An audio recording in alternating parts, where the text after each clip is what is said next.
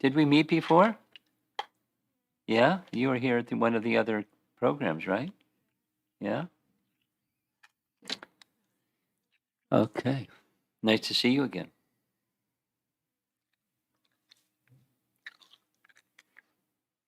Here's our topic. We changed it around because this topic is take a little bit more covering to cover the topic than the other one. And it's Saturday evening. We have a little more time.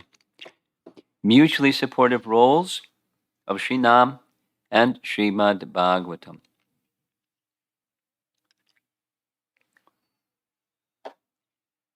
As you all know, because you like reading Prabhupada's books, Nectar Devotion describes 64 items that are beneficial for bhakti. And of those 64 items, 5 are most potent forms of devotional service. And 2 of them are chanting and hearing Srimad-Bhagavatam. Here's the verse from Antya-lila, quoting, of the 9 processes of devotional service, the most important is to always chant the holy name of the Lord. If one does so, avoiding the 10 kinds of offenses, one very easily obtains the most valuable love of God. So this is emphasis on the chanting of the 9 processes. I mean, one of the 9 processes, not reading Srimad Bhagavatam. Shravanam Kirtanam Vishnu Smaranam. So with Kirtanam, it's specifying in Antya-lila, our great authority, Krishna Das Kaviraj, is giving stress to the chanting of the holy name. Nama Sankirtan. Sarva Shrestha Nama Sankirtan. Let's see if someone here, if you can raise your hand, we'll just go back to this one, checking to see what your recollection is of the 5 most important forms of devotional service. Who know, without saying them, just raise your hand if you know what they are. Oh, okay, a few of you know 3. Go ahead, all 5.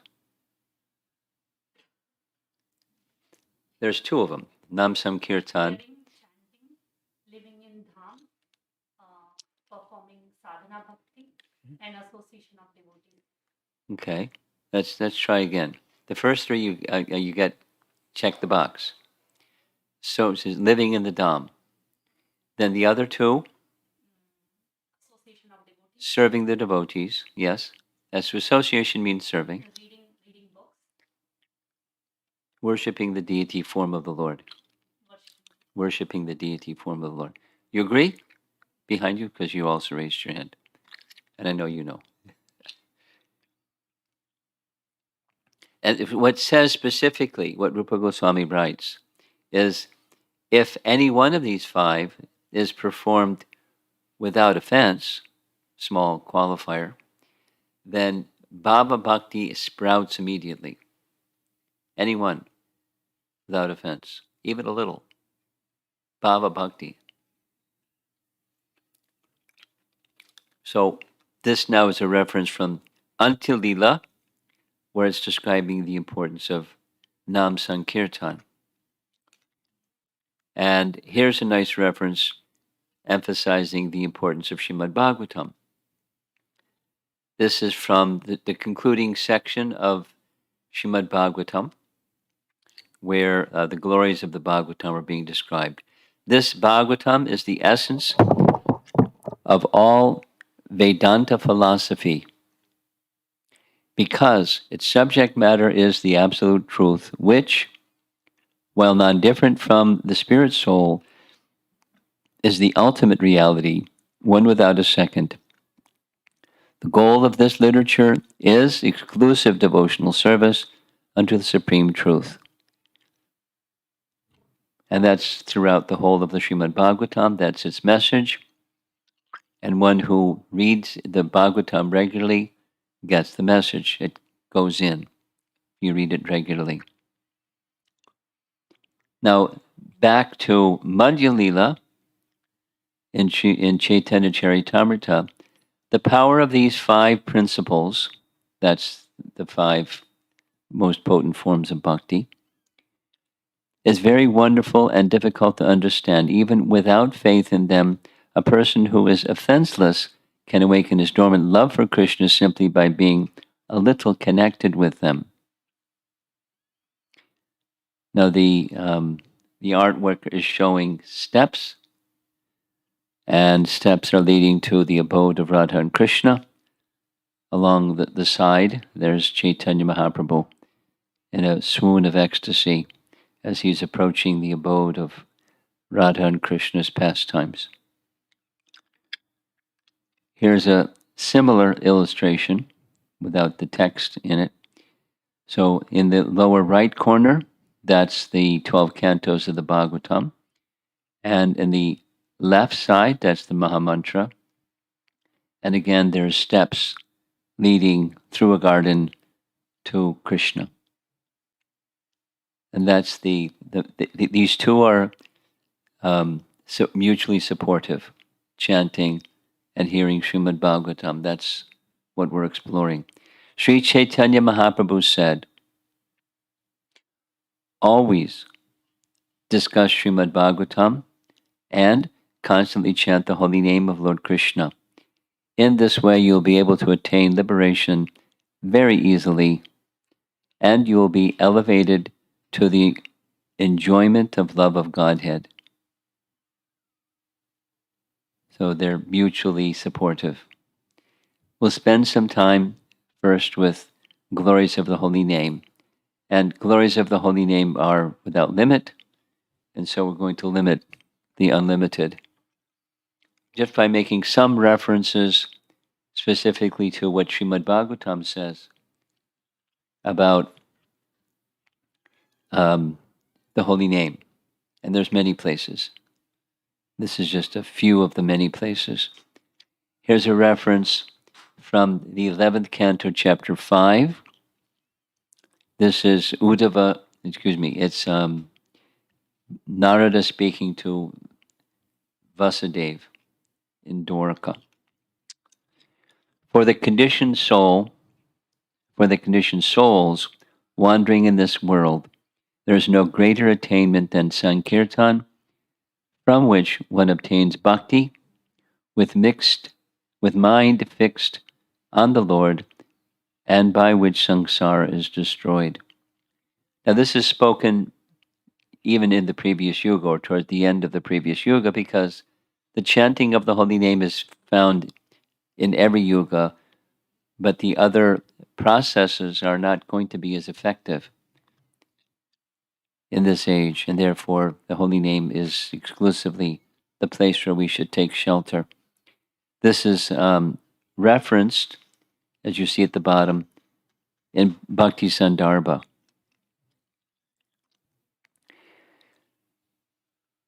You all know what the Sandarbhas are. Does anyone say it negatively? Is there anyone that would like a little background of what the Sandarbhas are? Okay, thank you. Okay.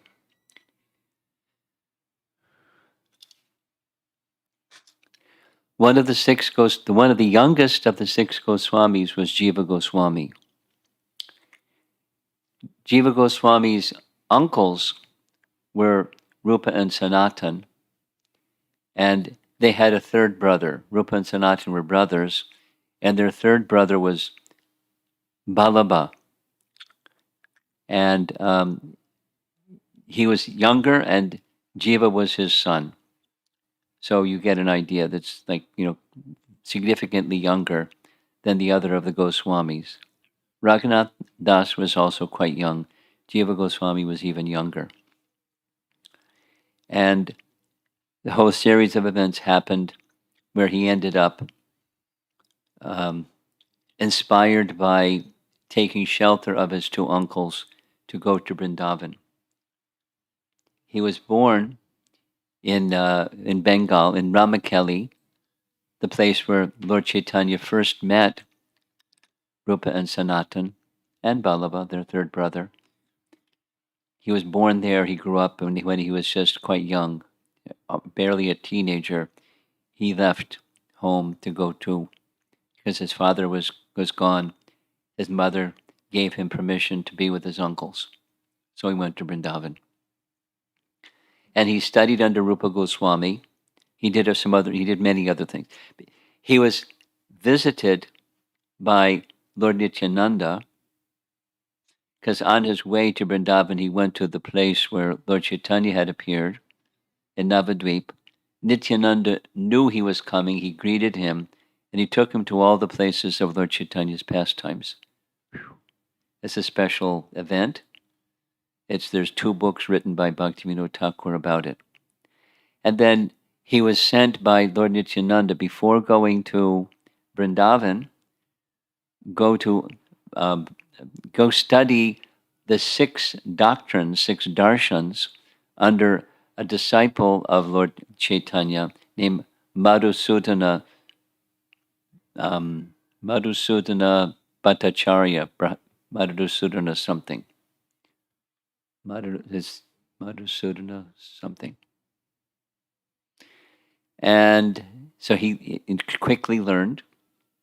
Most young people can't learn the 6 darshans, but he learned in Sanskrit, and then he went to Vrindavan to take shelter of Rupa Goswami. He became his disciple, his Diksha disciple, and of course his primary Shiksha person was Rupa Goswami. Rupa Goswami trained him in all the Goswami literatures, trained him in Srimad-Bhagavatam, trained him in Bhakti Rasa and everything. He was one of his principal followers and disciples. And Jiva Goswami became the next Acharya in disciplic succession, following Rupa and Sanatan. In the course of his writing, he wrote 4 different commentaries on Srimad Bhagavatam. One of them was like Srila Prabhupada's, which was verse by verse. And it's called Krama Sandarbha. And Sandarbha is a particular type of literature. It's not exactly commentary, but it's a type of commentary, a type of literature. And then, so verse by verse commentary. He wrote a separate commentary that's just the 10th canto. He wrote a separate commentary that's topic by topic, called the 6 Sandarbhas, or Shat Sandarbhas. And the 6 Bhakti Sandarbha, referenced here, is one of them. And it covers the topics of Vedanta Sutra. You probably know this, Sambandha Abhideya Prayojana. There's 3 topics in all the Vedas, summarized in Vedanta Sutra. Sambandha, the relationship of all things in relation to the source of all things, and establishing that relationship. Then acting in that relationship, Abhideya, and then the fruit of acting in that relationship, Prayojana. So the Sandarbhas cover those Sambandha Abhideya Prayojana. And the Bhakti Sandarbha is Sandarbha number 5. It's describing acting in that relationship, or Abhideya. The relationship is loving service. So it's the largest of his works, of the Sandarbhas. And in great detail, he is describing the bhakti process up to the stages of perfection. And then the perfection is prema prayojana. He calls it priti sandarbha. So it's mammoth. And just to give you some idea, one of our ISKCON scholars, you may have heard his name, Radhika Raman. If you haven't heard his name, in the course of time you will. He was given a full scholarship to Oxford University when he was a teenager. Something like 14 or 15, something like that. And he did his PhD on 4 or 5 verses from one of the Sandarbhas, Paramatma Sandarbha. So these Sandarbhas are like, they're very weighty and very thick and very rich. And that's the type of literature that Jiva Goswami wrote. And another is not exactly a commentary on Srimad-Bhagavatam, but it's something like, it's a champu, another type of literature. He wrote a book on how to write a champu, and then he wrote one. Then he wrote 2 of them, actually. Gopal Champu is a description of Krishna's pastimes in Vrindavan. It's very creative.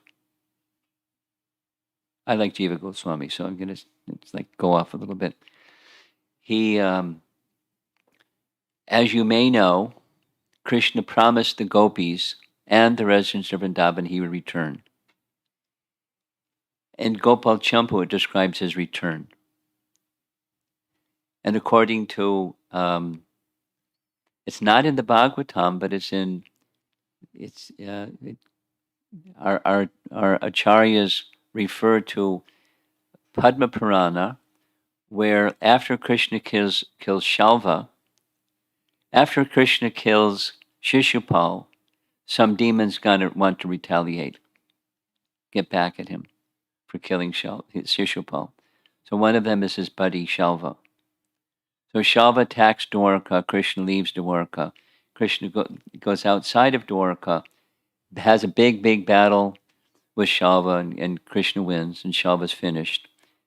Narada Muni, according to Padma Purana, Narada Muni shows up outside of Dwarka and informs Krishna. One of Shishupal's buddies, named Dantavakra, wants revenge. So he's heading for Mathura to take revenge. He wants to enter Vrindavan and take revenge. So Krishna summons a chariot, a celestial chariot, that immediately, like as fast as the mind goes, not fast as chariots go, transported Krishna to Mathura. He confronted Dantavakra. Dantavakra lost. And from that point, Krishna entered Vrindavan. Krishna entered Vrindavan and stayed for 2 months, giving his association to all the Brijvasis. And Gopal Champu was describing that visit. And what happens, the main flow of the main storyline, is Narada Muni has 2 disciples named Snigdhakanta and Madhukanta. And these 2 are requested by Nanda Maharaj to narrate Krishna's pastimes in Vrindavan. So chronologically, from the very beginning to the end of Krishna's pastimes in Vrindavan, these 2 narrate Krishna's pastimes in Vrindavan, called Gopal Champu.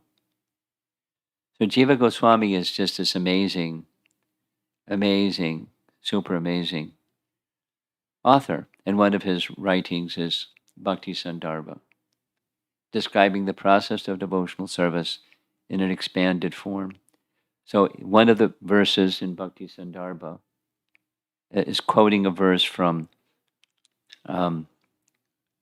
Narada's talks with Vasudeva about the importance of Sankirtan.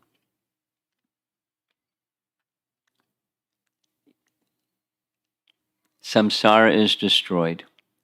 For the conditioned souls wandering in this world, there is no greater attainment than Sankirtan, from which one obtains bhakti with mind fixed on the Lord, and by which samsara is destroyed. So it's a glorification in the Bhagavatam of chanting the holy name. Another one is referenced in Canto 1, Chapter 1. It's not specifically referring to the Ajamila story, but living beings who are entangled in the complicated meshes of birth and death can be freed immediately by even unconsciously chanting the holy name of Krishna, which is feared by fear personified. Now, this is in the introductory section of the whole of the Srimad-Bhagavatam, Canto 1, Chapter 1, introductory section. Later on, in the Ajamila story, with reference to the Ajamila story, one who chants the holy name of the Lord is immediately freed from the reactions of unlimited sins, even if he chants indirectly. Sankate, you see the line at the top, Samkatya Namabhasa, means what Jamila did. He wasn't intending to call Narayan, he was calling his son. So indirectly, indicating something else. Parihasya is jokingly. Sometimes people see the devotees chanting and they make fun. Hare Krishna, Hare Krishna, ha ha ha ha. You know, maybe you haven't had the experience I have.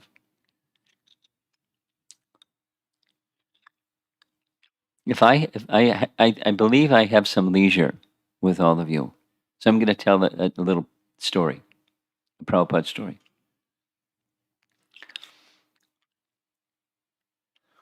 After 26 Second Avenue, the space became too small for the number of devotees, so they rented another space across the street, 61 Second Avenue. It was a loft. Maybe you've seen pictures. There was Jagannath deities, and it was a bigger space. And after it was 61 Second Avenue, there was a double brownstone building that was rented in Brooklyn that called the Henry Street Temple. Maybe you've celebrated in Lilamrita, the Henry Street Temple. Double brownstone means the stone buildings, and it was like one side, two sides. And it was right on the corner in a very heavily populated Italian neighborhood. And the Italians didn't like the Hare Krishnas being there. It was a residential neighborhood. And on the opposite corner, it was a corner property, rental property. The opposite corner was a schoolyard, an elementary school. And the schoolyard had a big fence, like 10, 12 foot tall, wrought iron fence with little spikes at the top, so no one could go into the school. And when the devotees would go out on Harinam after breakfast, the morning program, breakfast, Harinam, go out chanting right from the door of the temple and then down to the A train and get on the A train and come back for lunch. When we came back for lunch, it was the same as the kids' lunchtime. So the kids would come out by the big wrought iron fence and laugh. You know, Hare Krishna, Hare Krishna. So Prabhupada was visiting one summer, July, and Trivikram Swami, then he was a Swami, Prabhupada Chanya's disciple. At the end of one morning class, he stood up. He didn't just raise his hand. And he asked Prabhupada, when the children in that schoolyard across the way, they make fun of us when we come back, is that offensive? And Prabhupada's answer was, no, that's very good. He didn't so much go into what I'm saying, this parihasya. He didn't give the scriptural reference. He just said it was good. And it went on and went on. And, so their people were heavy. So many years passed. No, it's not that one. It's the one on the right side.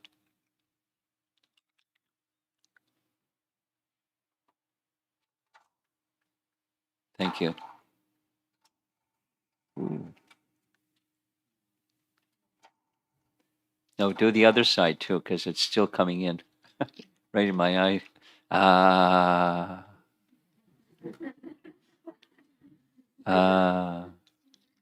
Okay. So you can see the screen. So let me finish the story. It's a nice story. That was when I was maybe 21 years old. many years later, I used to travel by, then it was Northwest Airlines. No, Northwest sold out to Delta and it's down here in Atlanta, but it was Northwest. And their hub was, one of their hubs was in Detroit. So I would fly and, change planes. So I was in a corridor in an airport waiting for the next flight, catching the flight, changing planes. And down the corridor, I heard a bunch of employees coming down the corridor, laughing really loudly. And as they were walking by, one of them stopped dead in his tracks. He looked pale. He told his friends, "You keep going, I'll catch up with you." He walked right up to me and said, "Are you a Hare Krishna?"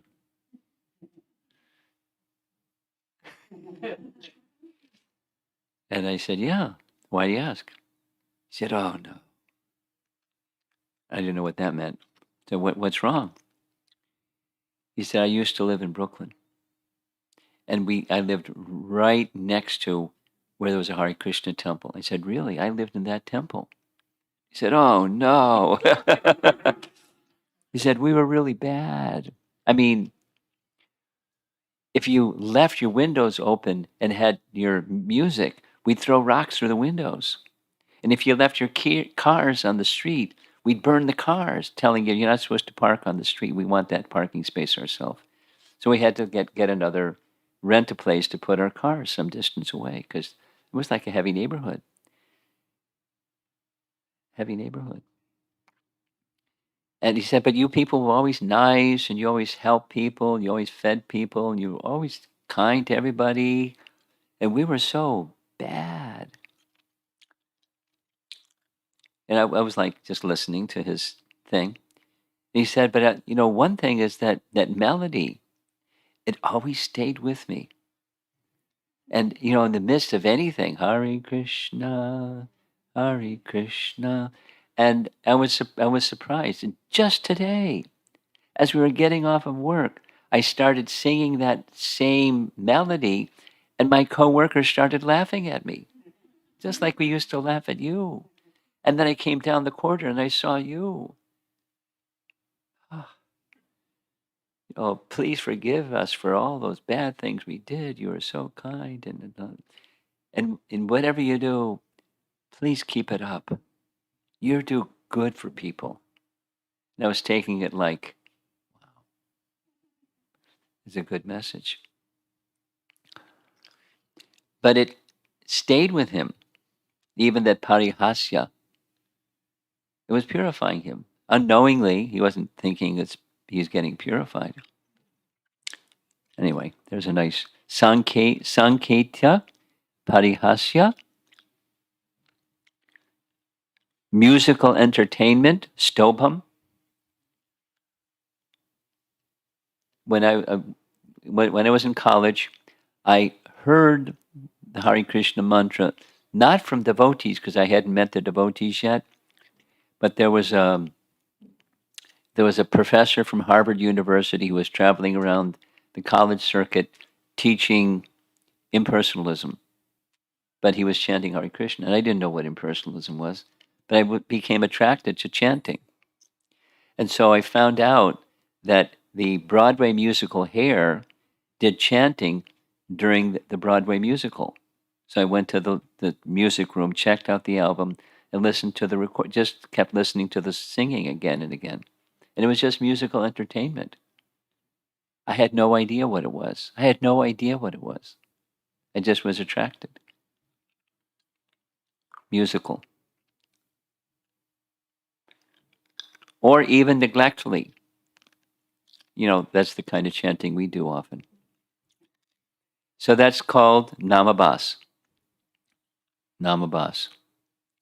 And the verse is saying, right from Canto 6, Chapter 2, even this Namabhasa is accepted by learned scholars that it's beneficial. Immediately it frees one for reactions of unlimited sins.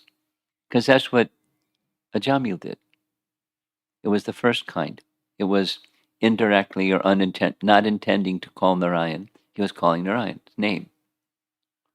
He was freed from sins. So it's glorification in the Bhagavatam of chanting. Next, in that same canto 2, not same, O King, famous verse, Etan nirvidyamananam ichitam akratobayam yoginam nripinir nitam harir namanukirtanam. O King, constant chanting of the holy name of the Lord after the ways of great authorities is the doubtless and fearless way of success for all, including those who are free from all material desires, those who are desirous of material enjoyment, and also those who are self-satisfied by dint of transcendental knowledge. It's similar to another verse in the Bhagavatam, akama sarva kama va moksha kama udarati, similar. It's good for everybody. Chanting of the holy name is good for everybody. Commenting on this verse, Sridhar Swami writes, there is no method more beneficial than singing the Lord's names, both for practitioners and for those who have already attained perfection. For those desiring material enjoyment, singing the Lord's names is the very means by which their desires can be fulfilled. For those who seek liberation, this alone is the means of salvation. And for those who seek knowledge of the absolute, this also has been determined as the goal. By saying that this has already been concluded, it indicates that there is no need for further evidence in this regard. Strong. Sridhar Swami commenting on that verse. Canto 2, Chapter 1. Canto 1, Chapter 6. Narada is telling his story to Vyas from his previous life. Thus I began chanting the holy name and fame of the Lord by repeated recitation, ignoring all the formalities of the material world. Such chanting and remembering of the transcendental pastimes of the Lord are benedictory. So doing, I traveled all over the earth, fully satisfied, humble, and unenvious, or non-envious. Narada Muni's words. There's more, but just a few of the more. Canto 3, Chapter 33. You've heard this one before. Aho Bhattas Swapacho To Gariyan. Celebrated verse. Oh, how glorious are they whose tongues are chanting your holy name. Even if born in families of dog-eaters, Swapacha, such persons are worshipable. Persons who chant the holy name of your Lordship must have executed all kinds of austerities and fire sacrifices and achieved all the good manners of the Aryans. To be chanting the holy name of your Lordship, they must have bathed at all the holy places of pilgrimage, studied the Vedas, and fulfilled everything required. Or by chanting, they get the benefits of having done all those things. And another nice reference, by chanting the holy name of the Supreme Lord, one comes to the stage of love of God, Godhead. Then the devotee is fixed in his vow as an eternal servant of the Lord, and he gradually becomes very much attached to a particular name and form of the Supreme Personality of Godhead. And from this is the Navyogendras speaking to King Nimi. As his heart melts with ecstatic love, he laughs very loudly or cries or shouts. Sometimes he sings and dances like a madman, for he is indifferent to public opinion. This verse, the previous slide and this slide, was spoken by Caitanya Mahaprabhu, by Ishwara Puri to Caitanya Mahaprabhu. When Caitanya Mahaprabhu received initiation from Ishwara Puri, very quickly almost immediately he became like a madman. And he went to his spiritual master and said, I must be doing something wrong because I'm crying and dancing and carrying on like a madman. So please explain, what am I doing wrong? And he said, oh, this is very good. This is a sign that you've achieved a very elevated stage. And Ishwar Puri referred to this verse from the Bhagavatam. So the Hare Krishna Mahamantra is our foundational practice. Nam Namakari Bahuda Nija Sarva Shaktis. You know this verse. Anyone not know this verse? Okay, thank you. It's Shikshastaka 2, Shikshastaka. These are prayers, 8 Ashtaka, 8 prayers by Caitanya Mahaprabhu describing, put it in simple language, it's a roadmap how to involve yourself with the holy name and achieve spiritual perfection. It's one way to describe what it is. And this is verse number 2. Nija Sarva Shaktis is highlighted. It's indicating that the Lord has, Bahuda has many names, and in each and every one of those names, Nija Sarva Shaktis. Nija means his own, Sarva Shaktis.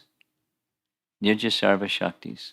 Every name has all of Krishna's potencies, which are unlimited. And there's niyamata.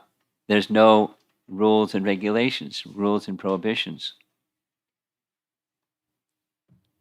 Wow. You guys are all set for something.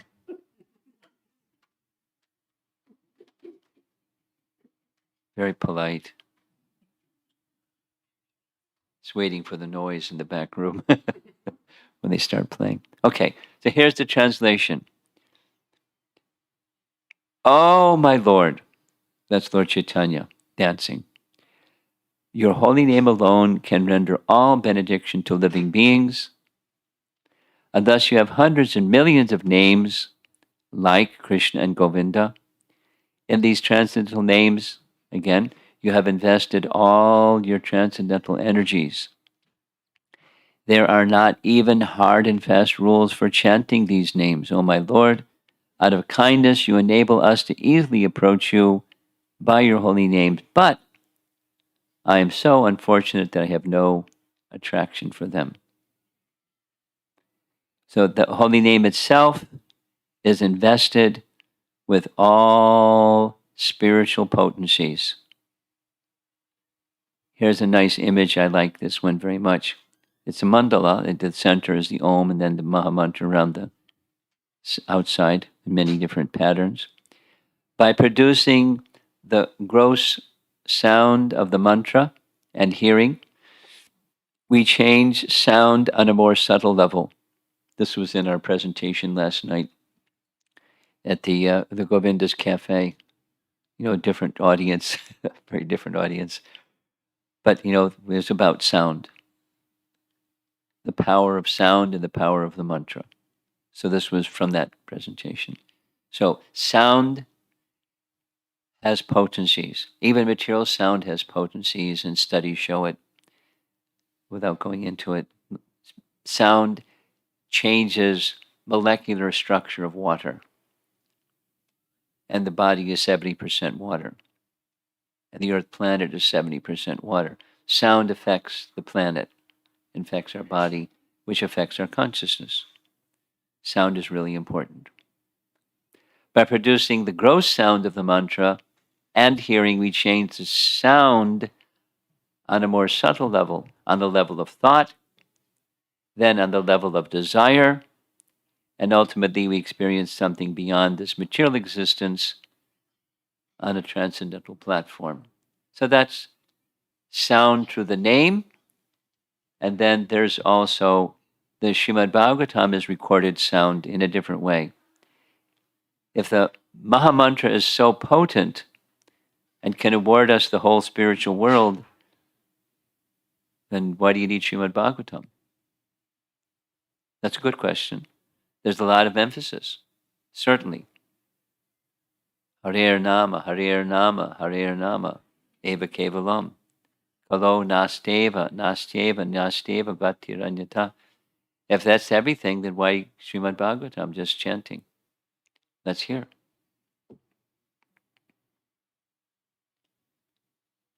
From Vishwanath Chakravarti Thakur, Chaitanya Mata Manjusha, the Supreme Personality of Godhead, Lord Krishna, is the son of Nanda Maharaj, is worshipped along with his transcendental abode Vrindavan.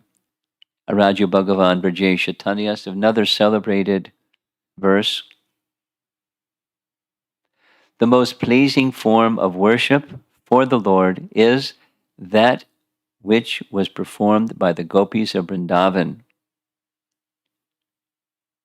Ramya kada chit upasana vrajavadhu vargena va kalpita. The gopis are the best of the worshippers. Krishna's abode is Vrindavan. Srimad Bhagavatam is the spotless authority on everything. Srimad Bhagavatam pramanam amalam. And pure love of Godhead is the ultimate goal of life for all men. Prema Pumarto Mahan. These statements, for which we have the highest regard, are the opinion of Sri Caitanya Mahaprabhu.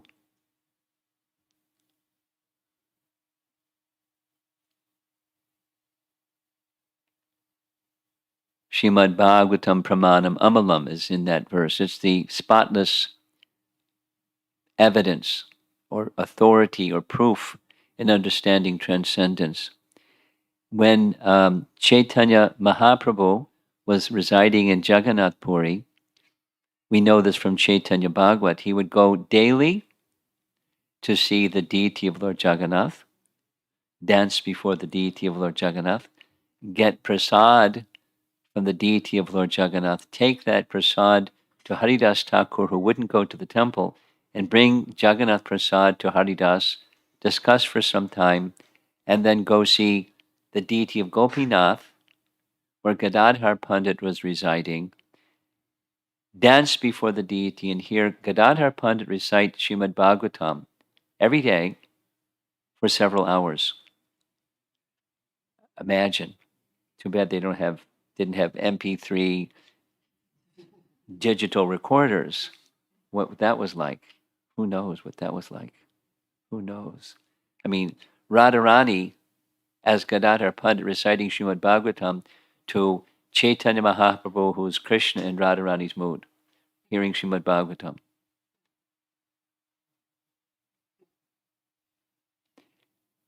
The painting, or the photograph of the painting that you see, is a painting that was commissioned by King Prataparudra. He's the one who's paying obeisances before everybody there.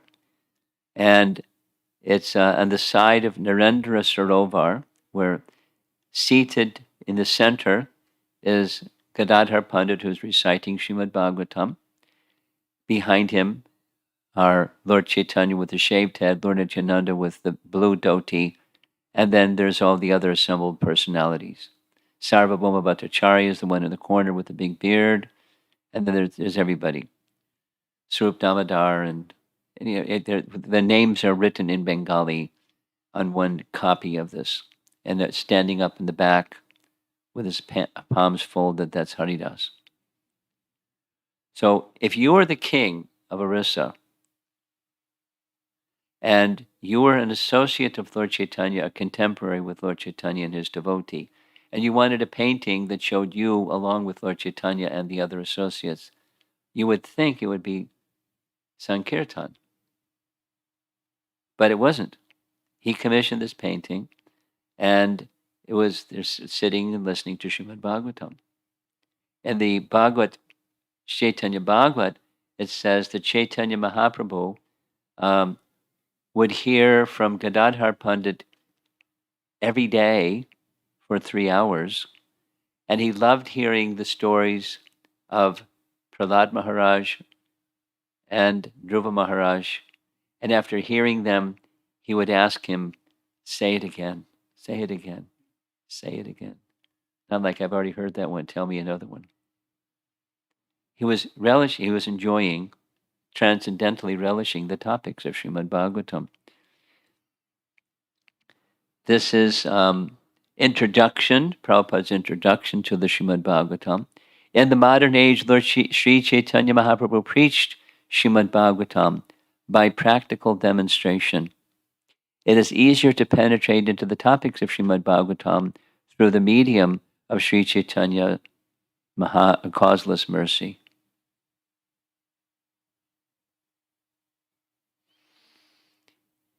Then here's from Bhakti Siddhanta Saraswati Thakur, where he explains something very interesting. The kirtan culture widespread in Bengal had sprung from Lord Chaitanya's propagating Hare Nama Eva Kevalam, misunderstanding of which has led to underemphasis of the importance of Shravana. Emphasis on Kirtana and de-emphasis on Shravana. But Srila Bhakti Siddhanta Saraswati Thakur revealed that Hari Katha is the Sarup Shakti of Harinam. Got it? The name is the Supreme Lord, and Hari Katha is the Sarup Shakti of the name. So he wrote, just as Krishna is properly worshipped not alone, but with his Sarup Shakti, Sri Radha, recitation of Harinam is incomplete and improper unless accompanied by hearing Hari Katha. Powerful. So which is more important? They're both important. Radha is important and Krishna is important. Radha and Krishna are important. They're a perfect couple.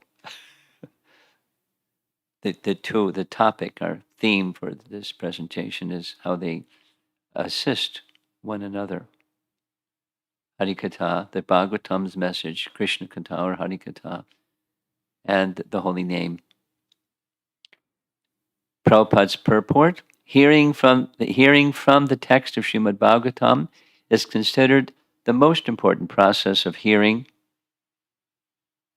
Srimad Bhagavatam is full of transcendental chanting of the holy name, which is true.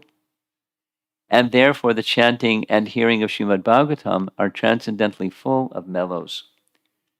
Now this is Prahlad Maharaj speaking what the 9 processes of bhakti are.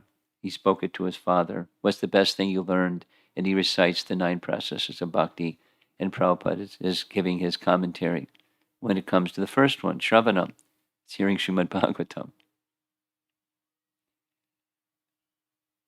Here's another nice reference. Sutta Goswami said, this is the Atmarama verse, all different varieties of Atmaramas, or those who take pleasure in the Atma, the spirit's self, especially those established on the path of self-realization, though freed from all kinds of material bondage, desire to render unalloyed devotional service unto the personality of Godhead.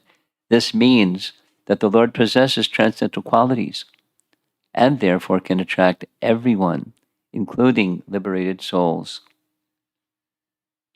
Now, if you're a little bit newer, then you're not yet familiar with this Atmarama verse, but the Atmarama verse is an important verse. It takes a whole chapter in Chaitanya Charitamrita. Little background, just storytelling. When Lord Chaitanya entered Jagannath Puri, when he saw Lord Jagannath, he didn't just see Lord Jagannath, he saw Krishna playing upon his flute. And he ran with his arms outstretched to embrace Krishna and fainted in ecstasy before the deity. The guards didn't know who this fellow was. They thought he was a madman. They were going to toss him out of the temple room. And just at that time, Sarvabhauma Bhattacharya came and said, take him to my home. So they didn't kick him out. They lifted him and escorted him to Sarvabhauma Bhattacharya's home. Later, after he was revived, Sarvabhauma Bhattacharya said, "You're very young and very beautiful in features. It's going to be very difficult for you to maintain your sannyas status. If you like, I can instruct you in Vedanta Sutra." No, Chaitanya Mahaprabhu doesn't need instruction in Vedanta Sutra, but he was obliging. "Oh, you're very kind. Please instruct me in Vedanta Sutra so I'm protected in my sannyas status." 7 days, not 7 nights, but 7 days, he just instructed Chaitanya Mahaprabhu according to Shankaracharya's teachings on Vedanta Sutra. On the 8th morning, he said, "You're not saying anything. I don't know if you're understanding or not understanding." Lord Chaitanya, then he spoke and said, I understand Vedanta Sutra very well, but your statements are just making it more obscure and more obscure the more you speak. So Sarvabhauma said, "If you understand Vedanta Sutra, then you explain it to me." And he explained it so simply and so sweetly. Sarvabhauma said, "I've never heard this before. This is very wonderful. Can you explain to me this Atmarama verse?" And Lord Chaitanya said, "Well, you're such a scholar. I'm sure you can explain it very nicely. Let me hear." He said, "Oh, I can explain it in 16 different ways." And he explained it in 16 different ways. And then he asked Lord Chaitanya, "Can you explain it?" And he did in 64 different ways. And there's a whole chapter. It's an important verse, is the point. It's an important verse in the Bhagavatam. And the verse is saying, it's about Shukadev Goswami, who was fully realized in Brahman. He was Brahman realized. And yet when he heard Srimad-Bhagavatam, he left behind the Brahman realization and went forward to hear Srimad-Bhagavatam from his father. He became a student in his father's school to hear his explanation of Srimad-Bhagavatam. So Sutta, Maharaj Parikshit, Shaunaka Rishi says, whoa, wait a minute. How is this? He was already, why did he have to do anything? Why did he have to study anything? He's already there. He's Brahman realized.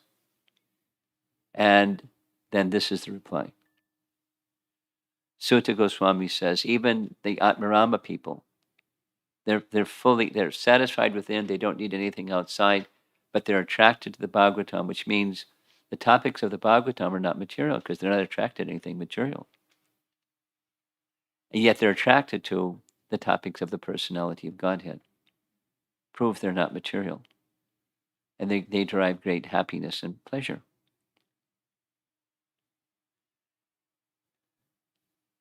I've gone for 1 hour and you're still here. And I'm not done yet. And there's probably going to be some questions. But I was told I could speak a little bit longer this evening. It's okay? Yes. Your permission? Because I'm going to tell another story if that's all right. Okay. In the Padma Purana, which is one of the Mode of Goodness Puranas, super revered Purana, Vishnu Purana and Padma Purana, especially by Sri Vaishnavas, there's a whole section, a long section in Padma Purana called Bhagavata Mahatmya. It's just glorifying Srimad Bhagavatam. And in that Bhagavata Mahatmya section, there's a story about Gokarna. And it's not just a city in Karnataka. It's Gokarna is a person who spoke Srimad Bhagavatam for 7 days. It's a nice story. I'll tell the story succinctly. Another time I'll tell it in greater length. This is from Padma Purana, glorifying Srimad Bhagavatam. In a city along the banks of the river Tungabhadra, there was during a particular period of time, there was a lot of Brahminical culture in that city. It wasn't called Gokarna at that time. Apparently later it was called Gokarna. And one Brahmana named Atmadev was in that city, and he was very learned and very proper Brahmin, and he was married to a Brahmini who was the kind of talk back to her husband kind of lady, a little contrary, a little argumentative, and a little unpleasant, but he tolerated it. But he was, trying to fulfill his Brahminical duties, and he was hoping that their combination there would be a son. There was no son. So with frustration, he left, went to the forest to undergo austerities so that by some mercy he could somehow be able to have a son. So while he was there by the side of a lake, one sannyasi came, and the sannyasi said to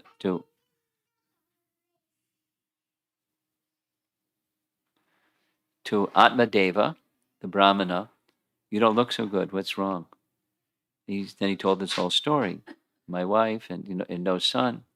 So he asked us, "I'll do your horoscope. What's your?" So he calculated, he meditated, and then he told Atmadev, "You're not going to have any sons for 12 lifetimes. So you should just let go of that idea. And if my advice to you is you just renounce your family attachments because etc. etc." And he said, "Oh, I gotta have a son. I gotta have a son." So he told the story. This is in Padma Purana. He told him the story that's in the Bhagavatam. I don't know if it's also in the Padma Purana of King Chitraketu. So those of you that haven't yet read Srimad-Bhagavatam, one day you will. And there's a long story of King Chitraketu, who was anxious to have a son, and it went on. He had more queens than Krishna had. It was a really big number, 10 million queens. That's a lot of queens, and no son. I mean, like, it's not meant to happen, right? But he couldn't accept. So in that story in King Chitraketu in the Bhagavatam, Angira Muni came, said the same thing. "You don't look so good. What's wrong?"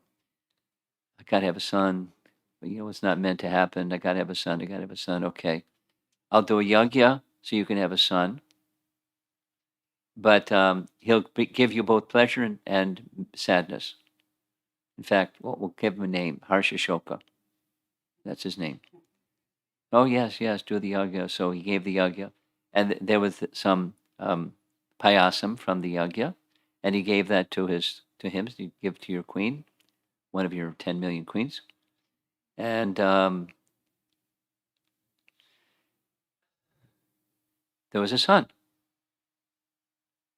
And so everything was nice now, except for the queens that didn't have a son. And they became envious. So the 9,999,999 queens that didn't have a son, and all attention was going to the king, to his son, and to the queen that had the son. They decided to kill the son.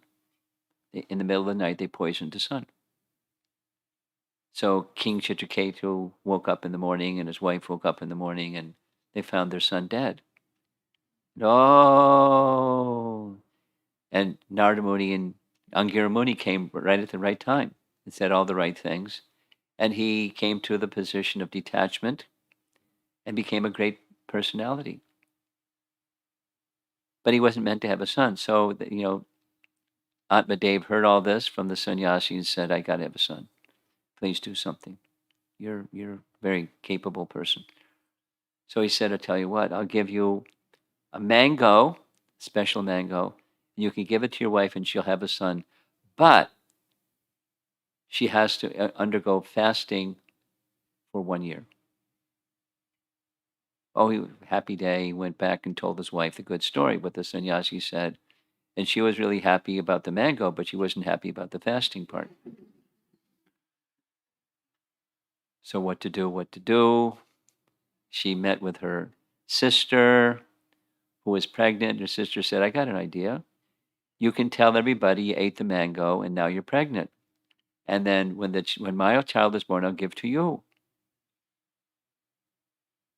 and everyone will think everything's fine. So she said, great plan.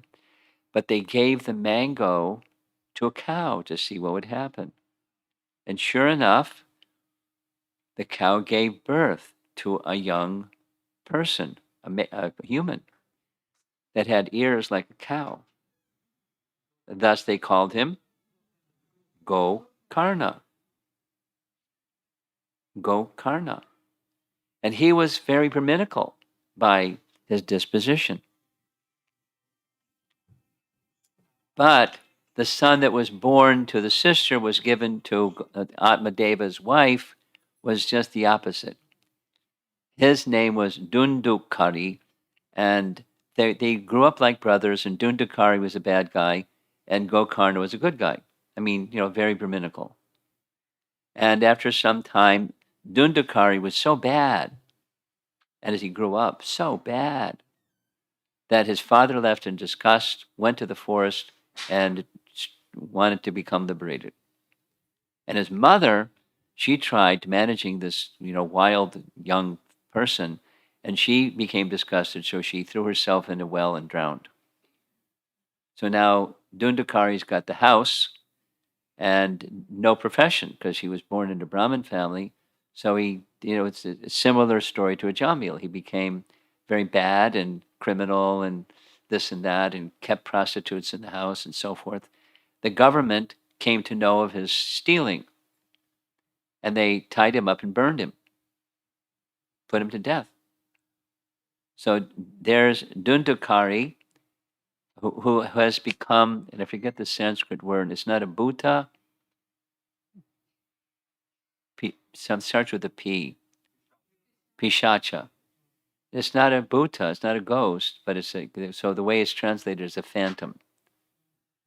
Anyway, so he was like in great distress, wanting relief from his sins. So he went to this phantom-like body, bothering Gokarna. Gokarna was very concerned. He went to Gaya, did the proper rituals for the departed soul to become released from sins. Didn't work. So then he went to the Brahmanas. And the Brahmanas said, worship the sun god. So he worshipped the sun god. The sun god appeared and said, the way to release Dundukari is you speak Srimad-Bhagavatam for a whole week, morning till night, for a whole week. So Gokarna, being a very upstanding Brahmana, that's what he did. He gathered an assembly and he spoke morning till night, Srimad-Bhagavatam, and he set the place around him with bamboo poles in like a little enclosure, and then this audience out in front of him. So Dundukari was hiding himself or concealing himself or listening to the Bhagavatam class inside one of those bamboo poles. This is Padma Purana. And at the end of each day, one of the knots in the bamboo broke. And at the end of the seventh day, in the evening, this celestial Vimana descended, and Dundukari became released from his sins and became situated in this Vimana, taking him to Vaikuntha. So Gokarna said, wait a minute, how come all the other people in the assembly didn't get liberation and you got liberation? He said, because they weren't listening attentively. I was really wanting to get free from my sinful reactions. So the assembly got together and said, let's do it again, and we'll listen really carefully. It's in Padma Purana.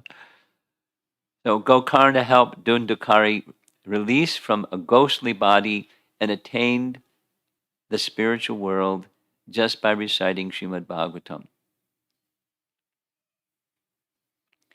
Another reference, Canto 2, Chapter 2.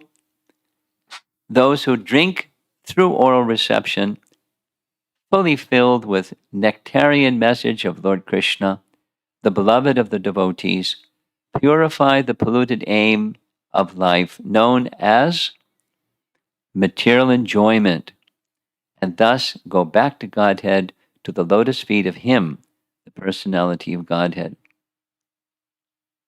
Another celebrated verse. And there's many. Canto 2, Chapter 8. Shrinvata Shraddhaya Nityam. grinantas cha sva cheshtatam. Anyway, persons who hear Srimad Bhagavatam regularly and are always taking the matter very seriously will have the personality of God and Sri Krishna manifested in their hearts within a short time. Bhagavan Vishate Hudadi.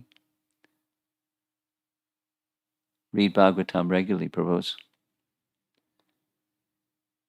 Canto 12, Chapter 12. One who, with undeviating attention, constantly recites this literature at every moment of every hour, as well as one who faithfully hears even one verse, or half a verse, or a single line, or even half a line, certainly purifies his very self. Prabhupada spoke something very similar to this. Now, we heard the glories of Harinam. It cleanses away the root cause of all impurities of heart, all anarthas. By chanting Krishna's holy name, one cleanses all the dust from the mirror of one's consciousness. Now that's Shikshastakam, but it's also Prabhupada's words, renunciation through wisdom. And then there's Nirmatsaranam Satam, the 6 Goswamis hearing Srimad Bhagavatam. Here's our concluding message. I'm speeding up a little bit because of time. Sri Nam purifies and allows one to enter deeper into Srimad Bhagavatam. That's the light from the holy name going over here to one who is reading. And Srimad Bhagavatam bestows deeper conviction in Sri Nama. Last slide. I offer my respectful obeisances unto the Supreme Lord Hari, the congregational chanting of whose holy names destroys all sinful reactions, and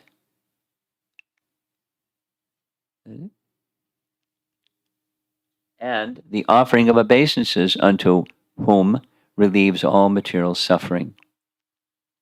This is Srila Prabhupada before the deities at the Bhaktivedanta Manor, offering obeisances to the Supreme Lord, his congregational chanting, and also his form as Srimad Bhagavatam. So we're going back to the first slide. Mutually supportive roles of Sri Nama and Srimad Bhagavatam. Now, there's many more verses, but the many more verses doesn't change the meaning. It adds weight, but it doesn't change the meaning of they're meant to go together. Here's something that Prabhupada said that I remember very well, because he said it several times. Just like a train moves on 2 tracks, if one track is missing, the train isn't going to go very far. The one track of the train in spiritual life is that which makes the heart pure, Chitta Darpana Marjanam. And the other track is that which gives direction to one's life. If you don't have the proper direction, but a heart that's becoming cleansed and invigorated can become sentimentalism or fanaticism, if not properly guided. And the proper guidance without a heart that's pure is dry speculation. So the two are meant to go together like 2 tracks of a train. It's a very simple explanation. So we do both. We do both. And of the 2, essential is chanting. Every day we must chant. This was a question asked by Sarvabhauma Bhattacharya. The many prescribed things is the one most important in Caitanya Mahaprabhu said, the chanting of the holy name. But the chanting of the holy name must be accompanied with Harikatha. So here we are. This is the Harikatha part.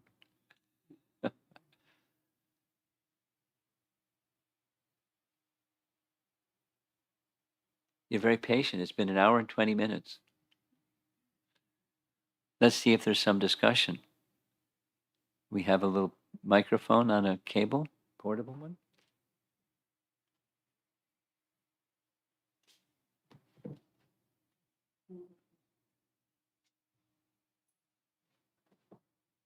Krishna Maharaj. Thank you so much.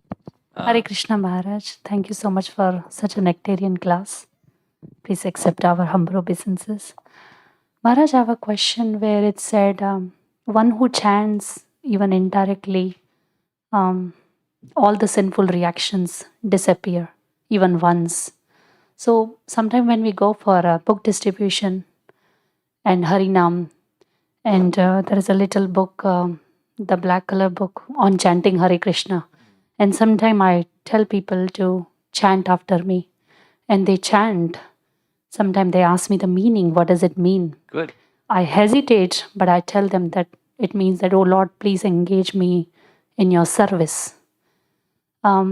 They chant after me, but when I go back home, sometimes I think, not that I doubt, but sometimes I think that is there all sinful reactions gone now? So are they going to take up to Krishna consciousness? Are they going to become devotee in this lifetime only? Or how will be You their know the path? answer.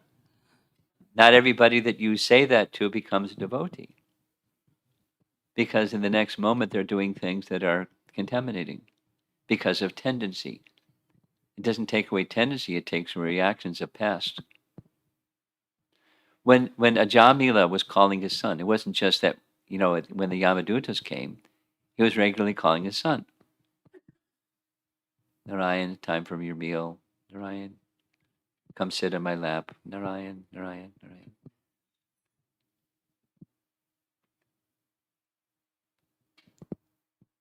So reactions to sin being cleansed doesn't mean tendencies are taken away.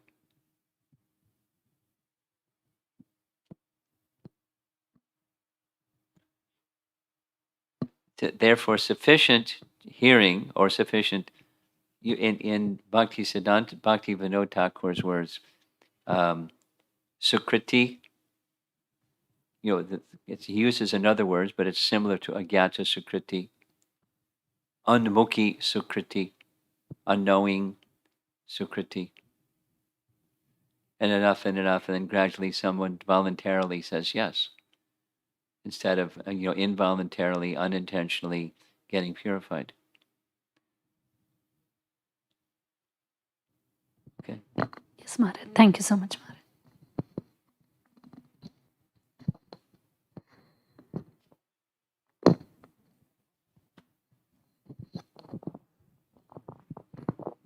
Hare Krishna. Thank you so much for the class.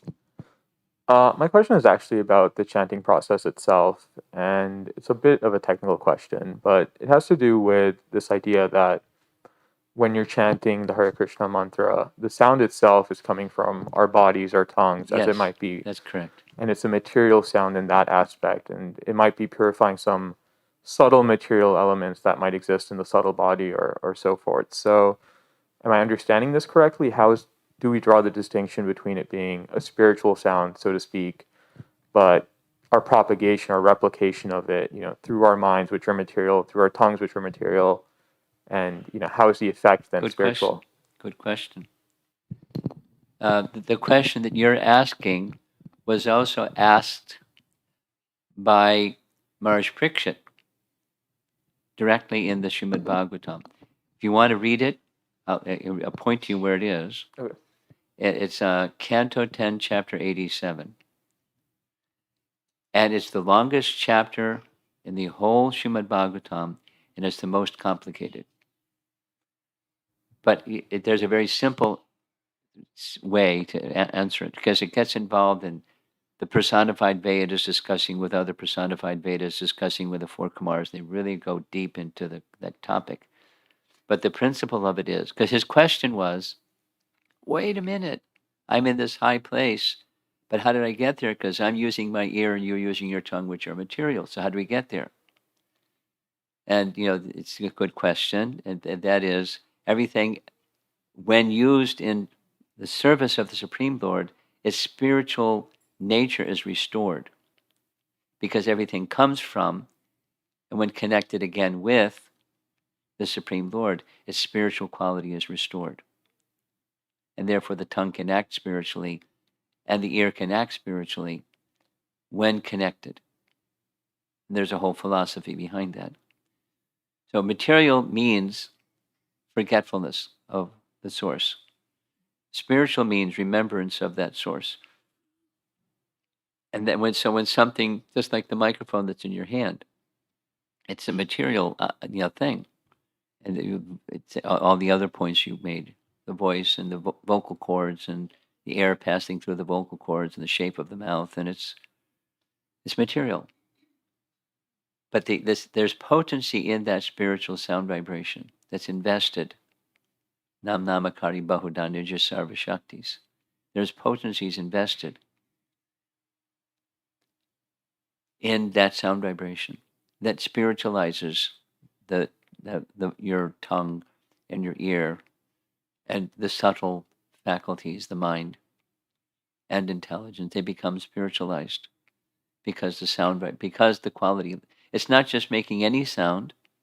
It has the same effect. It's sound that's resonant with, or in harmony with, or connected with the personality of Godhead, qualitatively one with the personality of Godhead. So the name is, you can measure it on a meter, how many decibels and etc. etc. But in addition to those material measurements, there's a spiritual measurement that one can't measure with material instruments. It's spiritual potency. You can be measured in other ways, how it affects consciousness. Can I ask a follow-up? Sure. So I believe that like Prabhupada had this question asked to him possibly, and I might be misremembering, but since you said the spiritual energy is invested in the name itself, like there was this example given, if you taught a parrot, for example, to say the Hare Krishna mantra, Yeah. would that say, is it that the potency is in the name itself, regardless of what entity or like mechanical? Very good question. It's a good question. Here's Bhakti Siddhanta's answer to that. It's abhas, but it's not shuddha. It's a reflection, but it's not the real thing. It's not the pure thing. He says, this is wrote, you can teach a parrot to make that sound. You can make a machine that can make that sound. And hearing that sound is not the same as Shuddhanam. It's a Namabhasa, or a reflection of the name. So then he says, he gives it an explanation of what Shuddhanam is.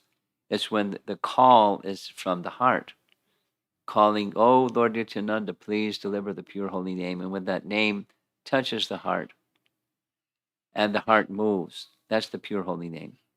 And then what comes through the same lips and the same tongue, the same mouth, that's the pure holy name. So it's a qualitative distinction, pure and shadow of the pure. Okay.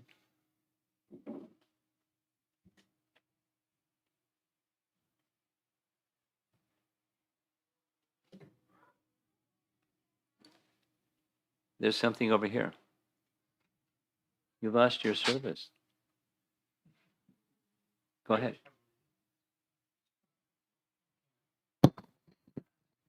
Hare Krishna Maharaj. Hare Krishna. Thanks for hosting this. And quick question: how can we create harmony between different religions? How can we create harmony between different religions? Yes.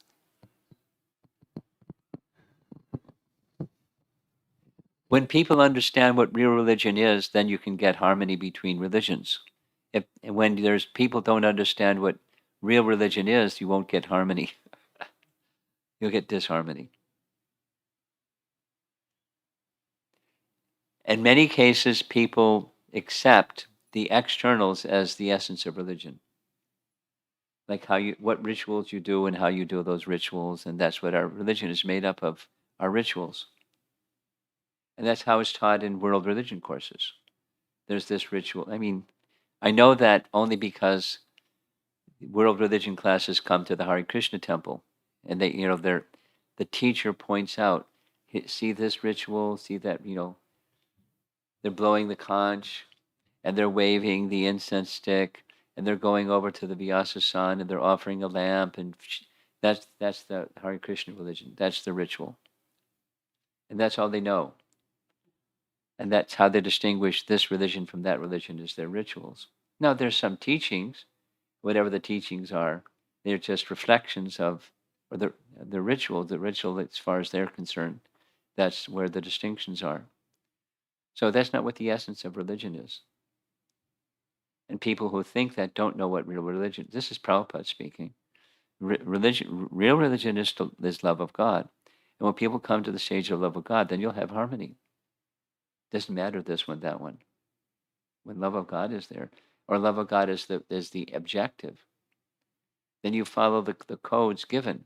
But who knows what the codes are? Who knows what the codes are?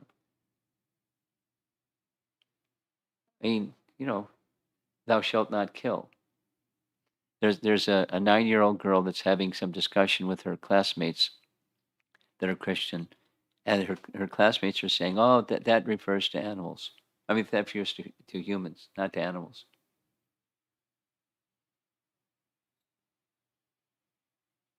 Huh? My answer is that's convenient, but that's not what the essence.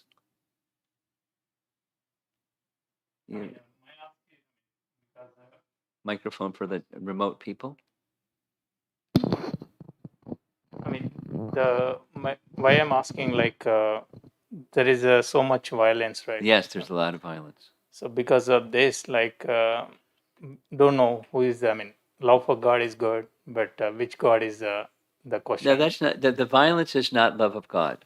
The violence has its place in the Bhagavad Gita and the Bhagavatam for upholding dharma. But jihad and all of those other, it's not just one group of people. One group of people is real prominent today. But anyway, wars going on in the name of our religion is better than your religion. It's not dharma.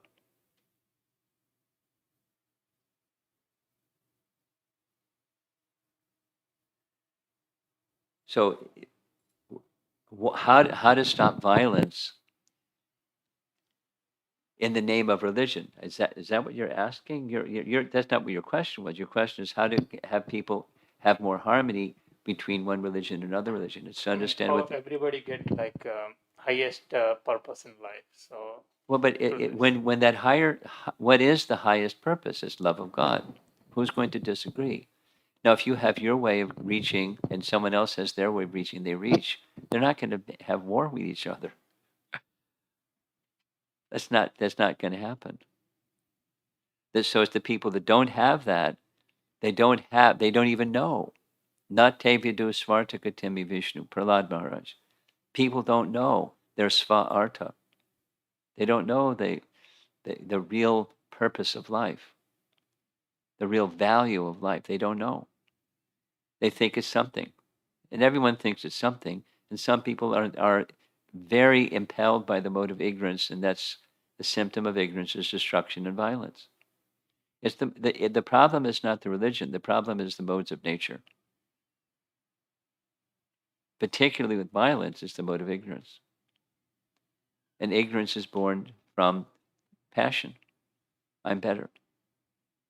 And then they can mix in little ignorance and let's fight. I'll prove I'm mightier than you. Or our religion is better because I'm mightier than you. Anyway, it's not what Dharma is. It's a misunderstanding. It's a gross misunderstanding of what Dharma is. So how to eradicate gross ignorance? Knowledge. And the chanting of the holy name. And it's not, this name is better than that name. Chant the name.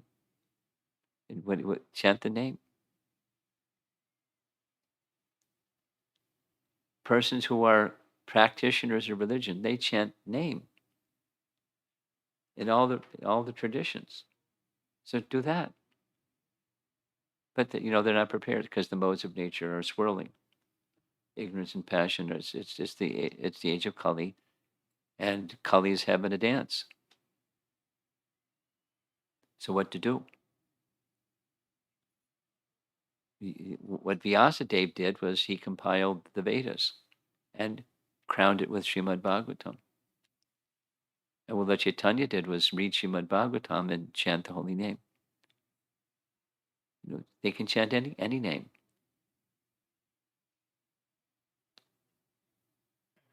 Next, you had 2 questions? That's it. Okay.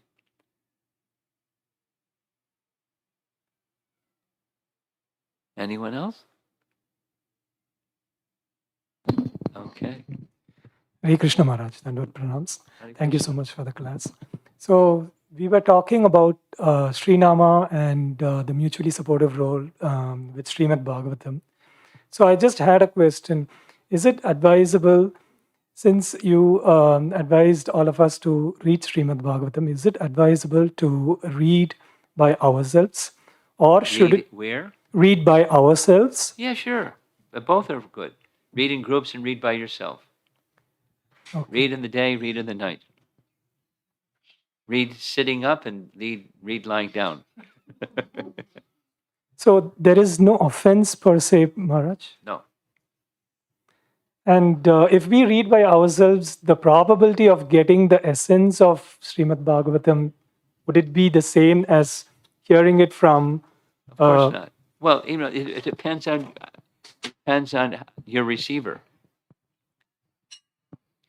Both have their place. Sitting and immersing yourself in the Bhagavatam has its place. And it's even better is in discussion with others, but both have their place. Because you can't always be in the association of others. Learned, inclined to hear and chant kind of persons.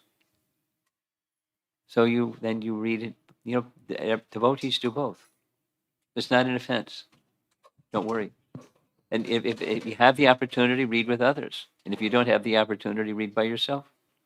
Or do both. So, just a follow up, Maharaj. So, how do we measure? I mean, if we are reading Bhagavatam the proper way, I mean, like you said that Bhagavatam is the Swarupa Shakti of the Lord. Yeah. So, do we have like a yardstick or some measurement saying that, okay, you are doing the Bhagavatam reading the right way? Yeah. Like, do we see any improvement in our chanting because we say they are mutually supportive? So That's the second question. Let's do the first question. Here's a Bhakti Vinod Thakur yardstick.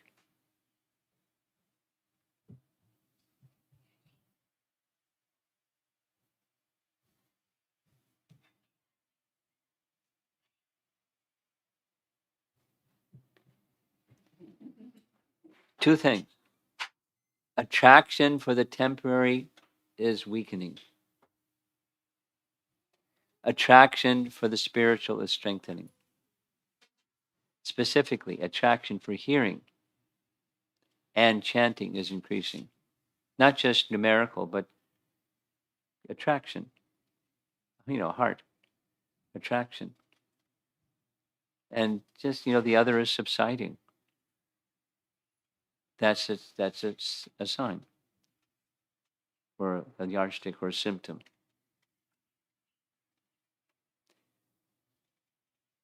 Here's another one.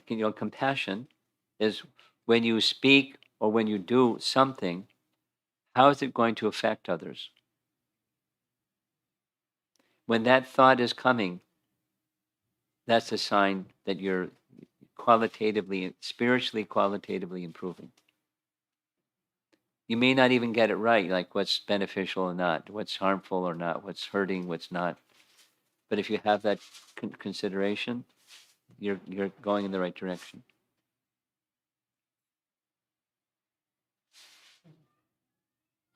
In the inclination to perform duties according to the indications of Scripture. I mean, it's one thing is to know what the indications of Scripture is, and then another is to be inclined to do it. Let's just say charity, for example, or kids with chanting. How old are you? How old are you? What's your age? 8.5. You're a big girl. Can I ask you, do you chant every day? You do. Do you chant because mom says you should chant, or you chant because you like to chant? A little of both, right? Yeah, sometimes.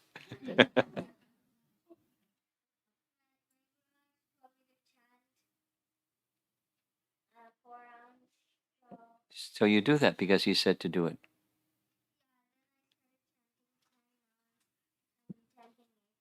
You're chanting 8 rounds.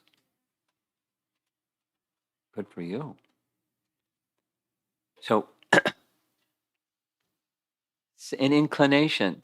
And even whether it's like, I'm doing this because it's coming from my heart, or I'm doing this because of my Guru Maharaj said, or scripture said, or mom, she's supporting me, or whatever it is. That's it's not a permanent, but it's an indicator that you're headed in the right direction. Okay. You have something, I'm sure.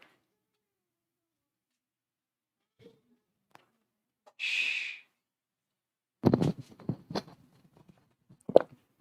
Maharaj, I just wanted you to elaborate a little bit on the importance of association of devotees in respect to chanting and reading the Srimad-Bhagavatam. You want to hear about it? The Srimad-Bhagavatam, it's a little bit his question. It's meant to be heard and discussed in the assembly of devotees. If that's not possible, then you do the other. So both have their place.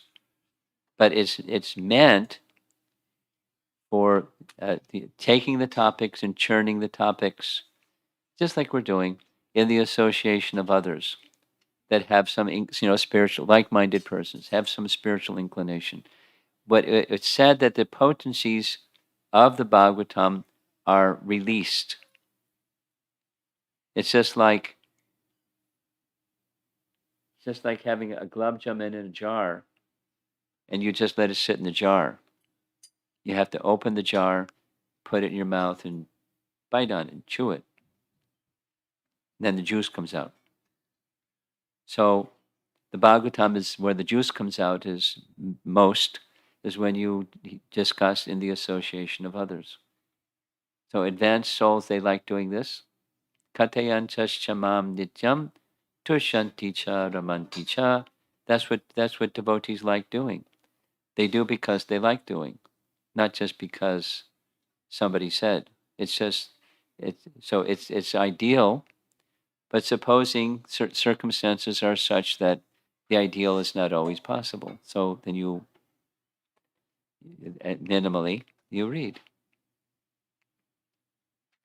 And I'm thinking now as I'm speaking about Burijan Prabhu. Some of you may not know who Burijan Prabhu is. He's the one that started Japa retreats.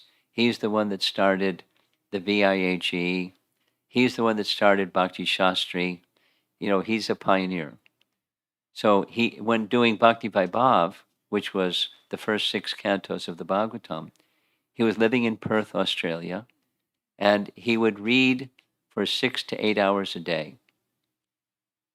And his sharing was, for the first 3-4 hours, it was kind of dry, but after that is when it really started becoming juicy. And he was just reading on his own.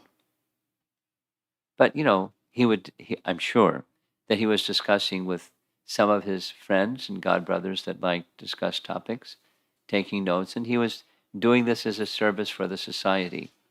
It wasn't just, information gathering and putting information in his information basket so he could show off his information basket. He was doing it as a service for the Vaishnavas, as he has lived his life that way.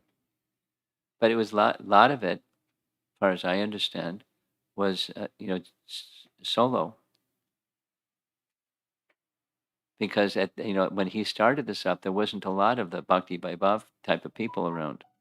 They wanted to, read 6 to 8 hours a day and then discuss what they're reading.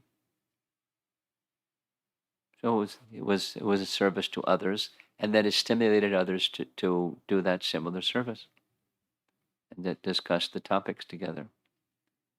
It was a pioneering effort. Depends on one's circumstance. I like to take this opportunity just because it's the thought has been there. I understand a little bit about what's going on with the public schools opening and then the COVID cases increasing. And so, parents are quite concerned about what's going on with COVID exposure. And even having this little gathering like we're having, um, I've got my 2 Pfizer shots.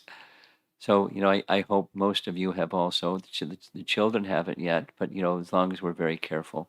But Shambhihari has very diligently been encouraging people to come and hear Srimad Bhagavatam together because the spiritual potency is enhanced by hearing together. It's just one of those things. And we haven't had the opportunity for a long time. I see your hand up. We'll call on you. Okay? So I'm moved and grateful about the effort that he's made. And you may all know each other, but I know that he knows all of you. He's probably the one person here that knows everybody. And thank you all for coming, and thanks Shambhihari for encouraging you to come together. Now let's hear your enthusiastic question. Hare Krishna Maharaj, Dhanvat Pranam. I have a question that yesterday I was hearing a lecture that the devotee was saying that Jiva Goswami, he used to sleep with his deities at night with him. What did he used to do? He used to sleep with his deities at night. Yeah, when he was little like you. Yeah. So I got my own personal deities from my own Guru Maharaj. So can I also sleep with them? Well, that was pretty unusual. He was on a very, 3 times, very elevated platform. Now, you're probably an elevated soul, but I don't know if you're a very, very, very elevated soul. So it's not standard. It's probably best if you follow what standards are instead of being like, spontaneous bhaktin. You take your deities with you to bed. You leave them on the altar and you think of them and then look forward to seeing them when you get up in the morning. But, after you've taken a bath and gotten clean, because who wants a deity to be in a moochie bed with you? Yeah. You know what I mean? Yeah. Yeah. So when you're clean and fresh, then you go see your deity and smile, and he'll smile. Yeah. Okay? Thank you. Okay. I think we're done. Anyone has a burning something you want to bring up? Srila Prabhupada ki? Jai.